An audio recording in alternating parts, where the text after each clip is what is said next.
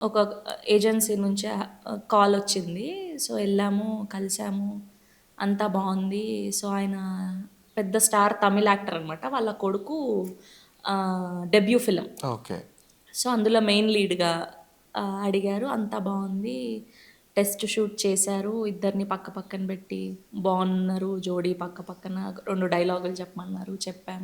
Screen test చేశారు. All good. ఇంకా రేపు పొద్దునెళ్ళి చెన్నైలో చెక్ తీసుకోవాలి.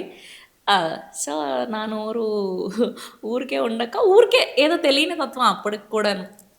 ఎందుకు ముందే చెప్పేస్తే బెటర్ గదా! అప్పటి వరకు బానే మాట్లాడారు. అంతా బావుంది. ఆ రోజు మేనేజర్‌కి బయలుదేరే ముందు "ఏం లేదండి ఒక విషయం డిస్కస్ చెప్దామనుకుంటున్నా" అంటే "ఆ! చెప్పండి" అన్నాడు. "ఏం లేదు నాకు పెళ్లయింది. ఓకే గదా! ప్రాబ్లమ్ ఏం లేదు గదా!" అని. ఓకే. నేనన్నాను. తెలీదు నాకెందుకన్నానో గూడా నాకప్పుడు తెలీదు. హ్మ్. ఆయనన్నారు, "అవునా అండి! ఒక 1 అవర్‌లో నేను కాల్ బ్యాక్ చేస్తాను మీకు" అన్నారు. అంతే 1 అవర్ కాస్త రాలేదా? ఇది సంవత్సరాలయింది. మళ్ళీ కాల్ లేదు. నేను లిఫ్ట్ చేసినా కూడా వాళ్ళు లిఫ్ట్ చేయలేదు. అండ్ మోర్ ఓవర్ ఆ సినిమా గూడా స్టార్ట్ అవ్వలేదు. అది రిలీజ్ గూడా అవ్వలేదు. ఓకే. బట్ ఏంటి సంబంధం ఏంటి పెళ్ళికి, ఏమో అండి నాకు సినిమాకి? తెలీదు.